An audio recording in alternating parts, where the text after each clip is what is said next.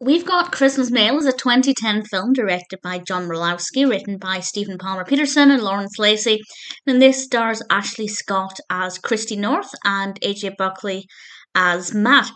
And this is about, first of all, a woman who is very mysterious. She seems to have some kind of magical qualities to her, and she's working for the post office writing letters to children who write letters to Santa, replying to these letters. And she's very passionate about this. She loves children, she loves animals. She's a very sweet person, and she works with Matt, and Matt is kind of forced by his boss to spy on Kristi because his boss realizes there's something different about her.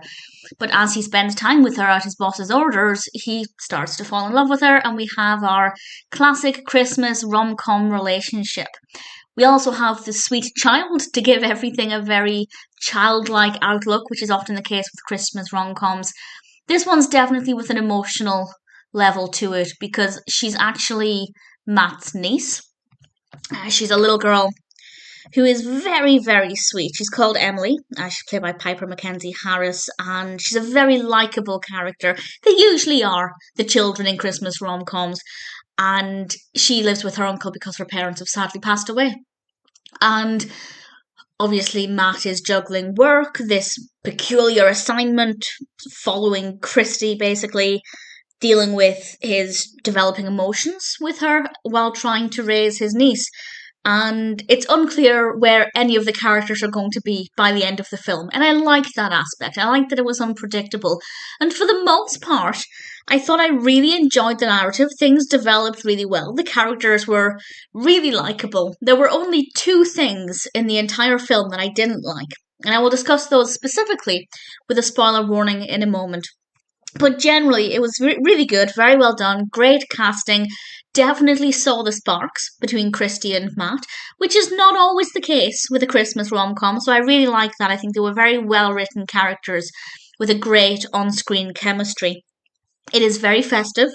It's not as festive as some Christmas films, but it definitely feels like it's set at Christmas. It's not one of those films that could be set at any time of year.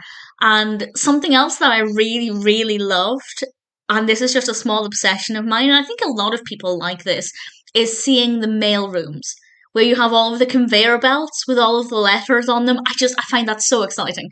I think that's just absolutely tremendous fun. We don't spend that much time in that room, unfortunately, but what we get is pretty good. So all things considered, I really liked it. It's relatively festive.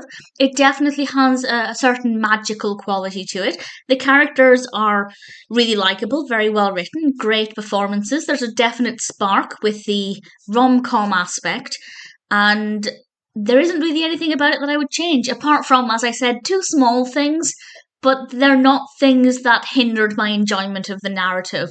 They're just things that I personally think should have been done differently.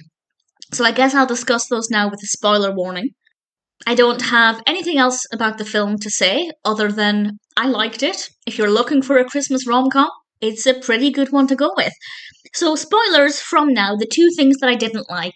The first one is when Kristi overreacted. This is something I've mentioned before in reviews of Christmas rom-coms. I hate it when something happens or one of the characters misinterprets something and they completely overreact, and it just feels unnatural, and I don't believe that's how they'd react in real life. And this is the scene in the park where Matt is seen with, well, who Kristi thinks is his wife, and she just walks away, which is ridiculous, bearing in mind Matt had already said to her, there's somebody I want you to meet.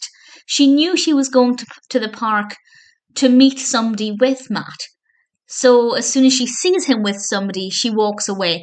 Not only is that unrealistic and really irritating, but it's also really rude.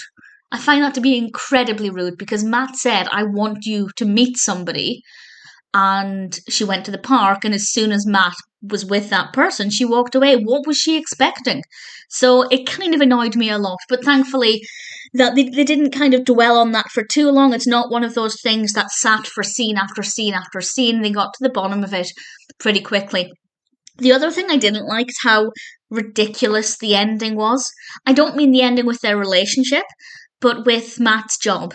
It's like out of nowhere, he's suddenly being promoted, somebody else is getting a job, somebody else is getting demoted, and it was just unnecessary and really unrealistic. And it felt like they were trying to make too many good things happen, and it really wasn't necessary. So I kind of felt like, again, the ending was really unrealistic. At least as far as Matt's job goes, the ending with their relationship, yeah, I can get behind that completely. So they are two things that irritated me, but they're not so severe that it hindered my enjoyment. I still really like the film, and as I said, if you haven't seen, we've got Christmas Mail. I think it's also called Christmas Mail, at least it is on IMDb, but I kind of prefer the title, We've Got Christmas Mail.